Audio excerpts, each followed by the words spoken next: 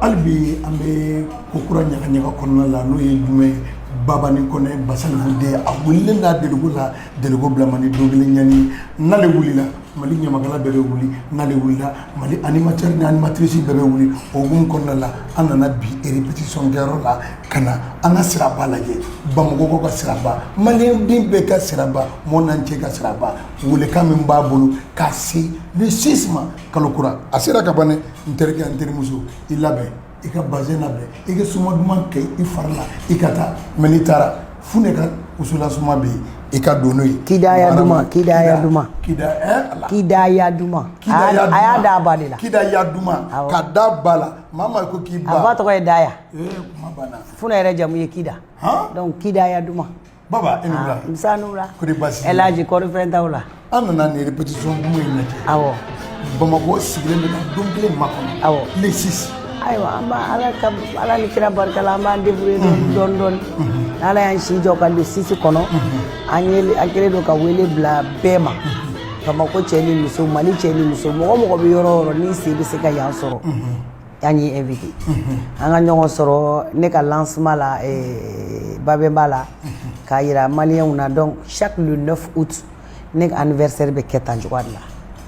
anniversaire de kundanga ke awo ori nana ke parce que ibaro Idrissa ne be kelia jamana tawla la parce que ni anniversaire be ke Dakar artiste bene invité akacha ala femeta chamanga anniversaire ou laje donc ne gongo muna en fana tse ka anniversaire ke atay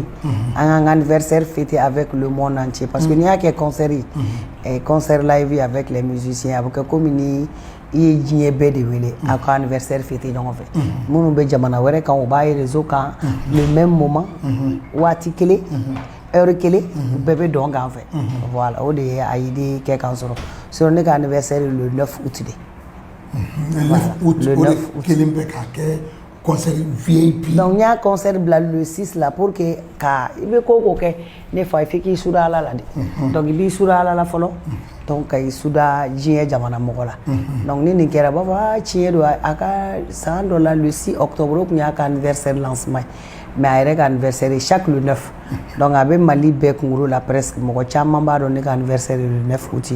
chama ba fêter ou na ne gâteau donc ni concert la ama se ko chama were ma be ba do ko le 9 août chaque le 9 août tant que ala ni to ala ka anniversaire be ketani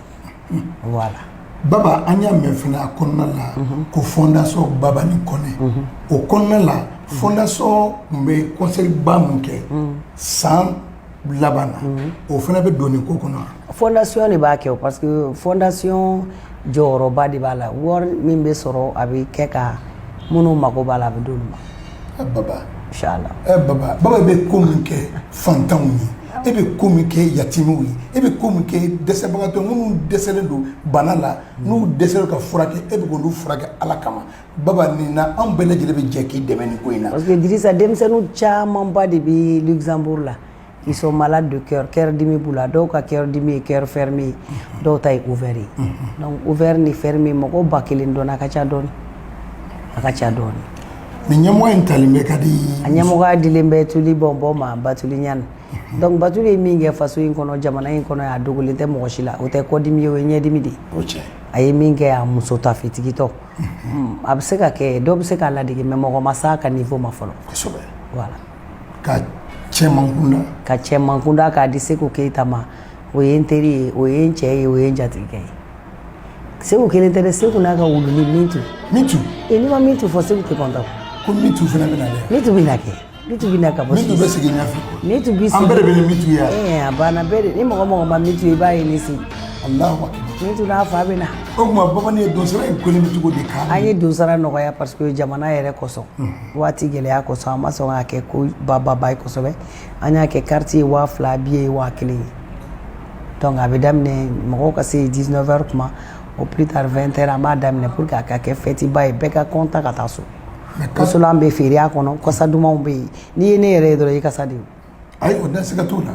ma be sika tugu donc au kana bote ay tani waru ya bolo kudumanu ngacha asa kula fenu ye femunu nya bolu sa ka kasadi ka chew black kulla bɛɛ k'i cɛ ka fini wusu bɛɛ k'i kasa ja ne t'a dɔn ko k'a bɛ ne t'a wusu ni kida mako ta ye a b'a wusu n'a ye a b'a wusu n'a ye parce que ne m'o san tile fila na mais n bɛna tile ɲininkali kelen k'i la ni mɔgɔ ko ka mɔgɔ bɛ carte la avant ça carte bɛ na ni mɔgɔ mago b'a la u bɛ na ne yɛrɛ fɛ o b'a sɔrɔ carte bɛ Badara bolo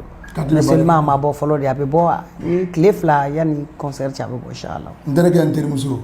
i préparer k'i sigi k'a makɔnɔ i kana wusulan san k'a bila i fɛ yen fɔlɔ avant que concert don parce que ni suma t'i la dɔrɔn i yɛrɛ bɛ jɔ i yɛrɛ la i mana mɔgɔ tɔw olu n'u ka suma bɛ ɲɔgɔn kan bon ni folikan laban jumɛn b'i bolo folikan min bɛ n bolo dɔrɔn ne fa an bɛ filɛlikɛlaw bɛɛ fo minnu ɲɛ b'an na nin waati in na minnu tulo b'an na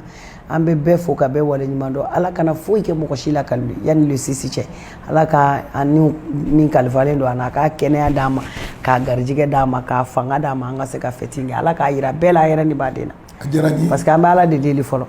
a diyara n ye an b'ala fo ka barika da Énergie TV aw k'an bɛn ni ɲɔgɔnna wɛrɛ ma Basalifu de Babani Kone a natɔ don n na nin fɔri kɔ n terikɛ n terimuso kana sɔn a ka lakali nimisa b'a la dɛ nimisa jugu b'a kɛ nimisa b'a la parce que nin ye fɛn da ne kow de ye ta babɛn b'a la le 6 octobre babɛn b'a ne pas du tout manqué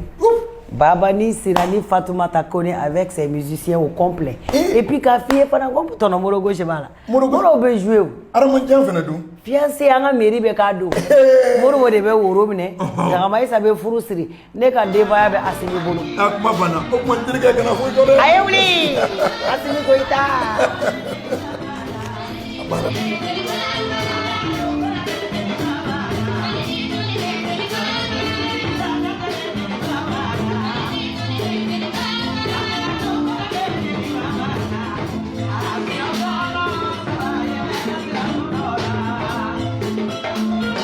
Adamadia Kamisogo i ni ɲɔgɔn Énergie TV do ko koba jumɛn b'aw bolo k'a bɛn le 6 ma kalo kula tile 6 Dirisa ni ye ɲininka o diyara n ye ka ala fo k'ala barikada dɔrɔn ko foyi tɛ dugu la dɔrɔn ka mɔgɔw la ɲɛnajɛ ala yɛrɛ ko an ka nisɔndiya an bɛ ala fo ala ye kalo barikama min na n'o ye mawulu kalo ye fɔlɔ an b'o kalo de kɔnɔ an bɛ ala tanu k'ala barikada nin kalo in na ala y'a ɲina minnu na an ma foyi di ala ma ala ka san wɛrɛ cayira an n'an bali silamɛw la an b'aw yɛrɛ fo aw teli baarakɛlaw n'aw arajo baarakɛlaw n'i y'a mɛn ko ɲamakala dɔrɔn aw de bɛ kala don anw yɛrɛ la ko foyi tɛ dugu la ka kulon ka yɛlɛ baman de kɛlen bɛ ka sumu VIP privé labɛn a ka anniversaire de bɛ sen na mais a y'a yɛlɛma ka kɛ sumuba de a bɛna kɛ babɛnba la kalo kura tile 6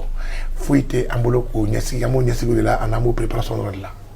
Adama a yira ne b'an na ko anniversaire belebele na kun kan ka kɛ san o san de Babani kun b'a k'a ka so mais yen ta ko bilalen bɛ ko ka le 6 ma kɔnɔ babɛnba kɔnɔna la mais aw kelen ka bolofara jumɛn labɛn nin ko in kɔnɔna la an kɔni y'a kɛ mɔgɔ kelen tɛ se ko la an y'a kɛ k'an jeli ɲɔgɔn wele an y'a kɛ ɲamakala bɛna kɛ cogo o cogo fo jatigi de ka k'i la an tagamana ka se an jatigiw ma kelen kelen ka taa bonya da u kɔrɔ ni ala nin kɛra sɔnna ala y'an sijɔ ala kana basi foyi k'a la an n'an jatigiw bɛna taa ka taa ɲɔgɔn ɲɛnajɛ an y'a kɛ ko de kama aw kelen ka concert in labɛn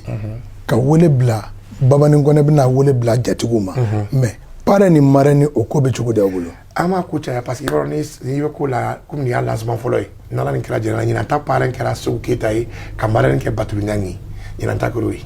san wɛrɛ n'ala ye si yɛrɛ d'a ma fɛnɛ a bɛna dɔɔni dɔɔni n'ala sɔnna an b'a ala deli si de la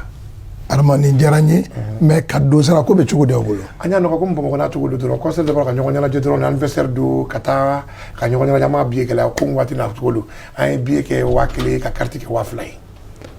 Adama bɛ daminɛ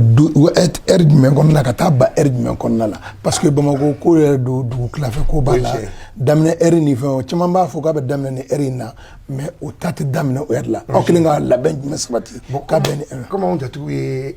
olu tɛ sunfɛmɔgɔ ye ten kosɛbɛ an y'a kɛ an bɛna daminɛ joona 20h n'ala nin kɛra jɛnɛna 20h an b'a tɔ la ka taa bila 1h du matin na an b'a ko kuncɛ ni ala nin kɛra 20h b'a sɔrɔ place bɛɛ occupé la ni ala nin kɛra barika la ni ala nin kɛra jɛnɛna ye n'ala ye si d'an ma k'an jɔ k'a kɔnɔ Adamadia ko n y'a mɛn ko balilen bɛ kɛnɛ kɔnɔ ko caman bɛ yen ni ala nin kɛra ko camanba b'a kɔnɔ yen n'aw sera yen an n'u ɲɛ a b'o bɛɛ ye tɔgɔ ye ni ala jɛnɛ n'a ye komi aw yɛrɛ ye dugu dasiriw ye arajumani n'a télévision y'aw yɛrɛ ye e yɛrɛ kelen ka labɛn jumɛn sabati ne kɔni ta ye dugawu dɔrɔn ala dɔrɔn ni ala ye si d'an ma dɔrɔn k'an si jɔ k'a don ma kɔnɔ ni mɔgɔ ye mun ye o lakali bɔ ni dugu jɛra i tɛ wele ka laban di Bamakɔkaw ma ka fɔ Bamakɔ cɛ ni muso dɔrɔn ka fara an jatigiw ka fara an jeli ɲɔgɔnw kan ko in labɛnbaga yɛrɛ bɛɛ ye an den de n'o ye Ayisa Jabate ye awɔ mɔgɔ bɛ fɛn dɔ wolo a t'a ko b'a fana baga ko la Moro Gauche ka vie awɔ ko in daminɛ ni sisan cɛ ale de bɛ k'an ta fɛnw fɔ an ye a bɛ ɲɛ cogo ale de bɛ k'a bɛɛ kɛ ale de y'an ka manager de ale b'an bilasira n ta anw ta ye farafin ta ye mais ale ye tubabu ko don a la wa ko ale bɛ ka bɛn ɲɛnabɔ ale ni heure bɛ fixé ta n'o tɛ n'i y'a d'anw ma an b'a k'an sɔgɔnɔ heure la mais an y'a bila nin na 20h 1h du matin. O ni ɲɛna o de to a y'a ko k'a b'a daminɛ 20h pile parce que maa min b'aw kɔkɔrɔ o ye Modibo Gosse ba tɔgɔma ye n'olu bɛ ko min na a b'a dɔn ko ka di madame Talibi o tuma an b'a fɔ nin yɔrɔ la ka waleɲuman dɔn o tuma toujours k'an bɛn le 6 Babemba kɔnɔna la n'Ala ni kira jɛna merci.